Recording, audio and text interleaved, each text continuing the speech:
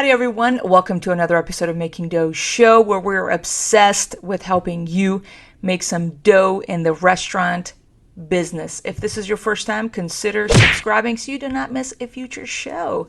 Today I'm very excited about some customer service affairs. As you know, this is incredibly important. Customer service can make you and break your restaurant operation. It doesn't matter your decor. It doesn't matter your fancy menu or the equipment. You already know that. It leaves the first and the last impression. It is called the sandwich of service. It is very critical. I'm going to go over 10 things, and they may be too much or too little for you. It's up to you and where you are. And you're like, this one, I have this down. Great, move on to the next one.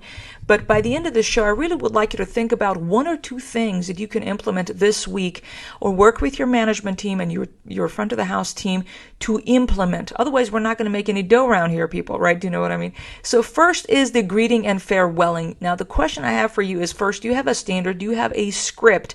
You know that a lot of multi-billion-dollar companies, they have scripts for these things because they know the skill set of their people and they equip their people to meet that standard. And part of that is having scripts.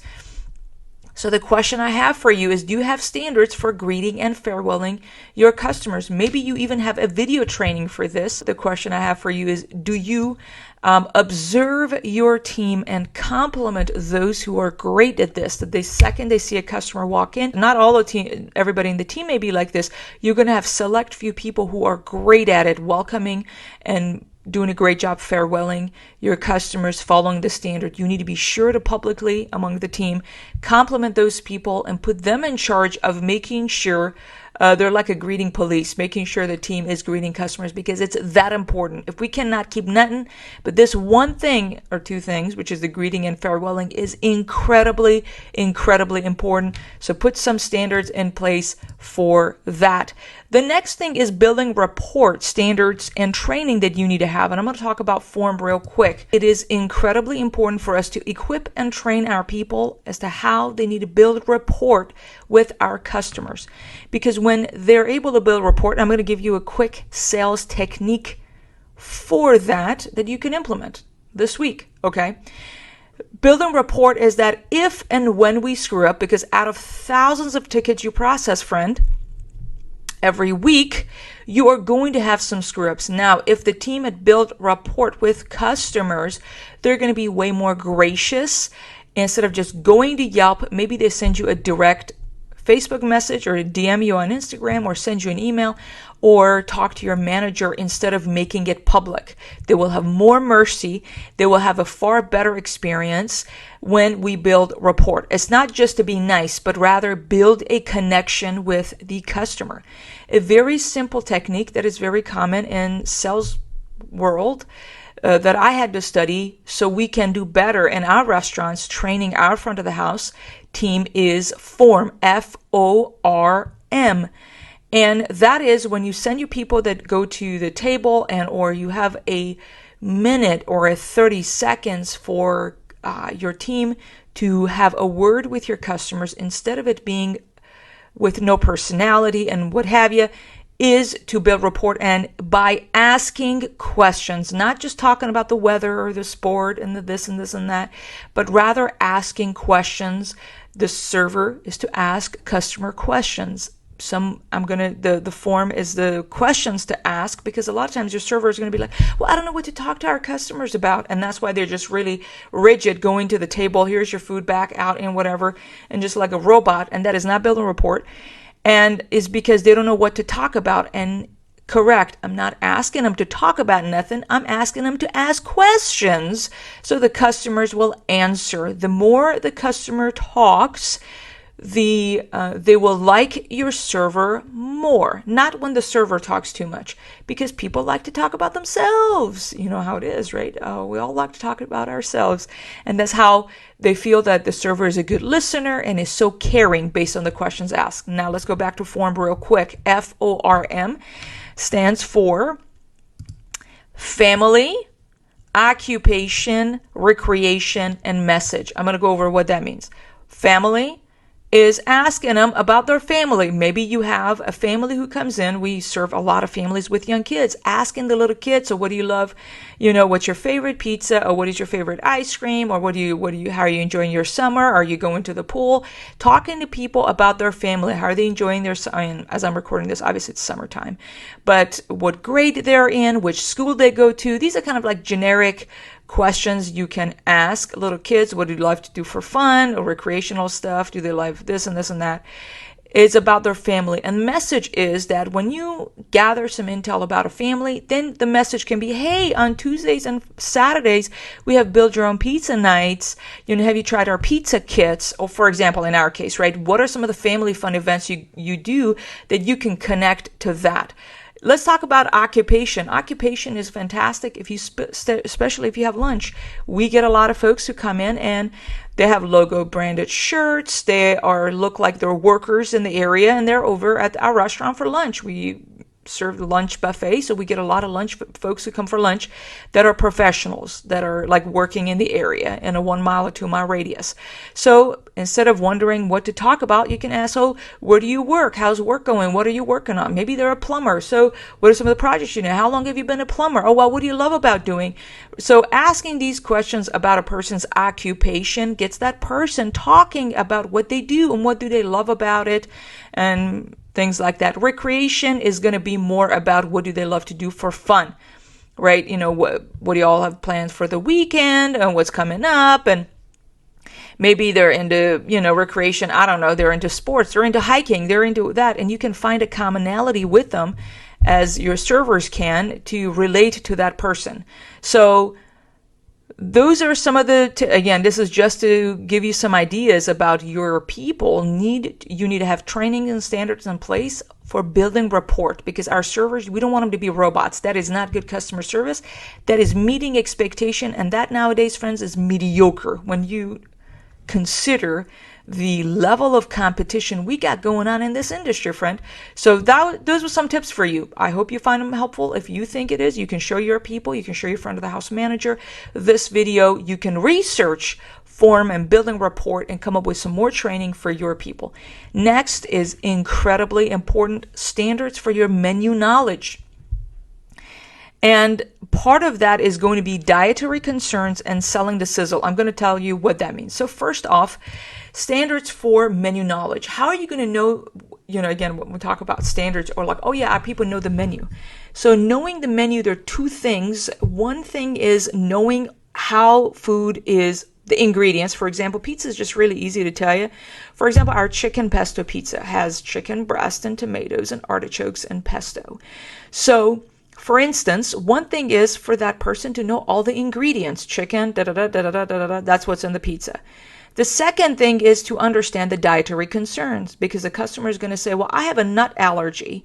And if our team member does not know that pesto has pine nuts in it, for instance, they are not, then we're going to be in deep trouble, right? We're not able to communicate that to the customer. So it's not just knowing the ingredients, but how maybe we prep it, because maybe something is fried in peanut oil, and so they just know that it's fried, and they have peanut allergy. Maybe your team member doesn't understand. Sadly, we live in a world that people's knowledge of food is not that high. Now, maybe your people are different than our people, but my experience is that.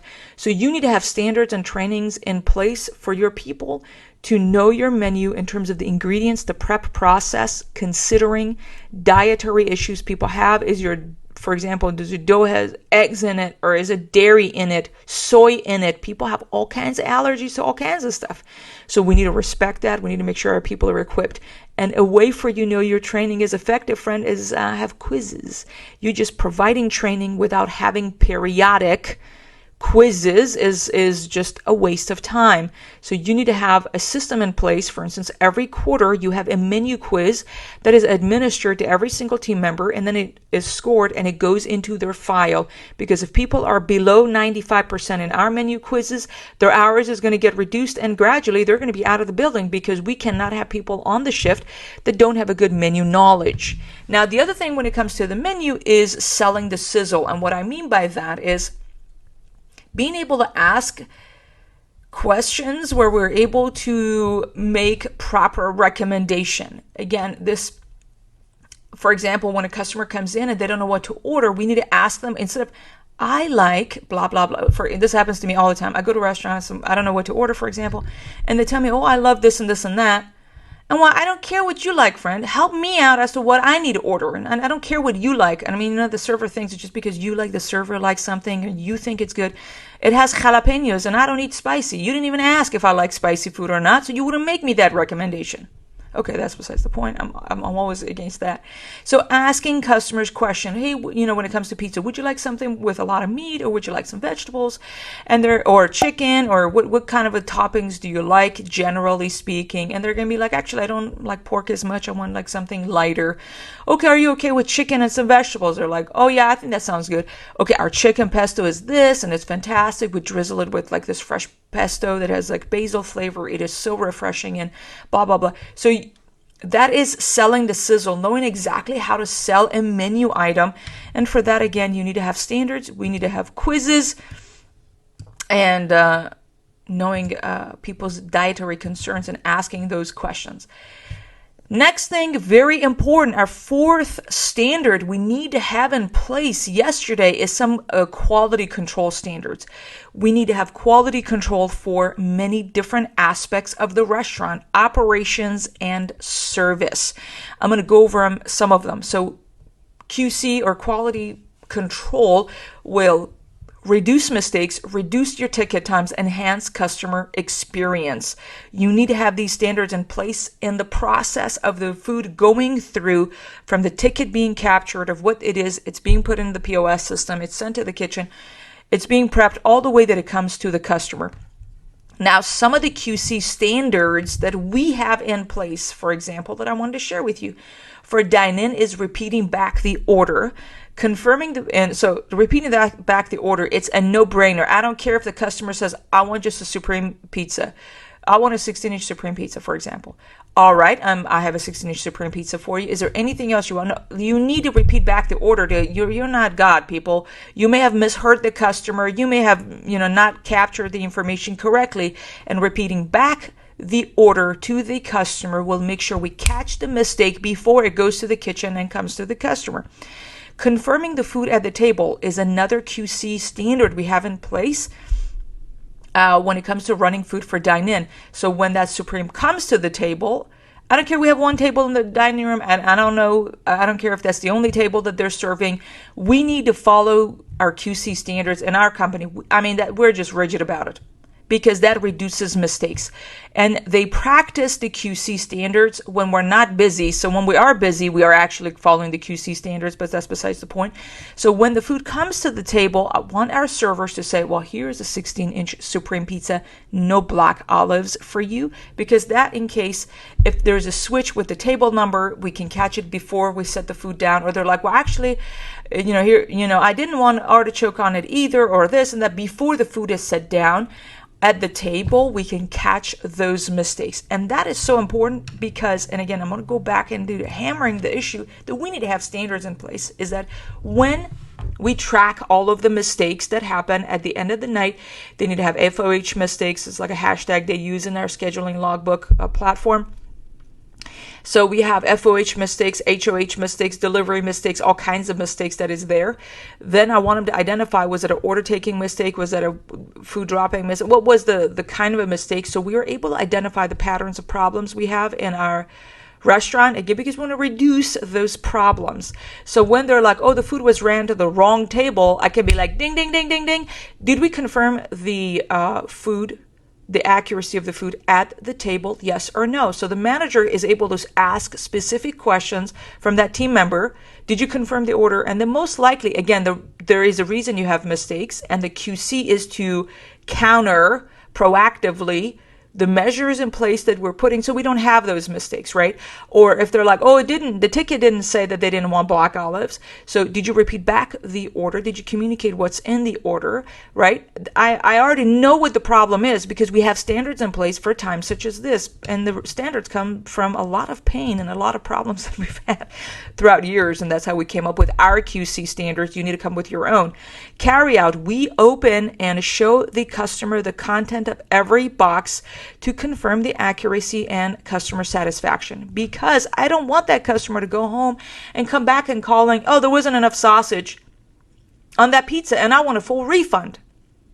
Because if that was caught in the store, we could have sent that pizza to a local business. Nobody had touched the food, and we could have remade that food for that customer right there without them going home and now need to figure out, are they going to come back? Am I going to refund them? Are we going to, send a free delivery and we need to give the driver a tip for taking that food? You know what I'm saying? All these things could have been avoided had we had that QC checkpoint in place. And so when the mistakes happen, the customer is like, oh, they went home and they said there wasn't enough X, Y, and Z. Then I can hold my team accountable and be like, did you open every single box and communicate what was in it? So here's a 16-inch Supreme with no block olives for you.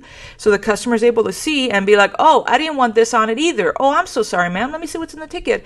It seems like we captured the order wrong. We'll deal with that later. We can remake that for you. It's going to be out in 7 minutes, hypothetically, right? You get the point. So you need to have this quality control checkpoints for a time such as this because sadly, we all make these mistakes. Now, if you are obsessed as me about growing your restaurant sales, I would like you to go check out our website, www.makingdoughshow.com, and download a free guide that I have for you there. We have a lot of free resources there for you as well if you go under our resource section. And this one in particular is a year's worth of marketing ideas to grow your restaurant sales. Because in order for you and I to grow our sales, we need to have something that we're implementing every single week in this competitive market. So be sure to go there, implement this guide, and make some dough. The next thing I want to talk to you about is we need to have standards in place when it comes to our wait time. This is very, very important. There are multi-billion-dollar companies that their unique selling proposition or their USP is time, and that is a fast food industry. McDonald's is successful not because they have the best burger, because they have consistent product and their ticket times are consistent. Chick-fil-A standard for ticket time is less than 120 seconds, whether it's 9 a.m., noon, 5 p.m. or 10 p.m. For us, a lot of times, if you're a local restaurant owner, our ticket times vary depending time of the day. Now, yes, I know they don't prep the food the way you and I do, but we must have a wait time standard, and that standard need to be measured. It needs to be documented. That's why if you use the kitchen display screen on your POS system, every order that is going out, the expediter needs to mark it out, and you need to be checking those times. What are our actual ticket times? We have come up with this we call 10-20-30 rule in our restaurant, and our 10-20-30 rule is 10 minutes for dine-in, 20 minutes for any pickup like phone orders and online takeouts, 30 minutes for deliveries out the door. The driver needs to be out the door within 30 minutes of that order being placed. So the question I have for you again is, do you have a standard for your wait time for every single dining option? Do you have every single team member aware of it? Are you measuring the standard? Are you measuring on every single ticket what are actually the times? Because that is a very important factor, because it matters to your customer, so it should matter to you. You know what I'm saying? Okay, next thing we're going to talk about is pre-setting standards. Okay, so you need to have a standard in place that when customers come in and go sit down, before even they place the order, you have a pre-setting standard. Is that when the plates are brought to the table, or is that the time that they need to build rapport with the customer? What's the protocol and the standard you have in place? Pre-setting standard is what we call. So we have some protocols of our own for our restaurants that we train our people on. And a lot of times part of that is resetting the wait time. When they place the order with the server, we have the server go back after that to, for example, bring napkins or bring, if they wanted ranch or they wanted Parmesan, because if the ticket is taking long for whatever reason, that never happens, the server has gone multiple times to that table and reset the wait time during the pre-setting process. Table check-in standards. Once the food is dropped off, what is your standard for, do you want the server to go back once? Do you want them to go twice? When do you want them after they take 2 bites? I want them to go back. I want you to tell them that. You must have standards in place, and you need to be training and communicating all of those standards to your team on a very regular basis. Pre-bussing standards as well. And you need to have a standard of, people don't like having dirty dishes around. You may not care. Customers want to feel that they're being served. And a way of you being served is observing somebody picking up the dirty plates and the stuff and taking it away from you very graciously. If you know a mother usually does that, pre-bussing the table, and a lot of times bussing the table. But a lot of times the customers don't get to see you bussing a table, and they don't get to see that experience. Now, it feels pretty good because it makes a person feel served when people come in and remove dirty dishes out of their way without disturbing the conversation. So you need to have standards in place for pre-bussing tables. Next is refills. This is not a new fact. You already know that. You must have standard for refills. It doesn't matter. Everything else we talked about, two things matter a lot to the customer. One of them is the refill, and the next one is the one we're going to talk about, which is the check. People don't want to get up to get their drinks. I mean, it depends on if you have a fast casual environment, because they want to be served. That's why they're tipping to be served, and getting refills on the drink is one of the ways that people feel served, and they feel that the tip is worth, especially if your servers want good tips. The one thing they need to do is get refills for customer. I've had servers that are not the best with a menu knowledge and blah, blah, blah, but they've kept our drinks, including water, filled during the whole experience, and they've gotten themselves a tip because they're hustling and getting us drinks all the time. And people want to see that they're giving a tip and the money is working for them. It's hard-earned dollars. You must have standards for the refills. You need to be measuring it. You need to be standing on the corner of your dining room, observing your dining room. Are your servers getting customers refills, yes or no? And should they hustle more about it? Maybe they get one, they should do more of it. That is something that, again, a customer really cares about. So will you, and so will them. You know what I'm saying?